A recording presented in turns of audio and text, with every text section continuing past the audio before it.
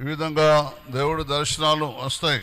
మనం ఎప్పుడు తెరవబడి ఉండాలి, ఎప్పుడు మన ఆలోచన దేవుని మీద ఉండాలి. అది తెరవబట్టం. లోకాశల వైపు ఉన్నదనుకో, లోకం వైపు తెరవబడ్డది. నీ ద్వారం చెప్పండి, నీ ద్వారం ఎటువైపు తెరవబడ్డది? శరీరాశ వైపా, నేత్రాశ వైపా, జీవపు డంబం వైపా? ఏ మూడింటికి నీ ద్వారాలు తెరుచుకొని ఉండదు. వాటి విషయంలో నీ ద్వారాలు బంద్ అయి ఉండాలి. నువ్వెన్నటికీ బాగుపడవు, రాసి పెట్టుకో. ఈ మూడు వైపు నీ ద్వారాలు తెరవబడితే నువ్వు అనుకున్నది ఒకటి, జరిగేది ఒకటి, అనుకున్నది ఒకటి, జరిగేది ఒకటి, అనుకున్నది అనుకున్నట్టు అసలు జరగదు. నీ ద్వారాలు ఎటువైపు తెరవబడి ఉండాలి? ఎటువైపు తెరవబడి ఉండకూడదు. ఎటువైపు మూయబడాలి, ఎటువైపు తెరవబడాలి, ఇది తెలుసుకోవాలి. ఇది తెలుసుకోకపోతే మాత్రం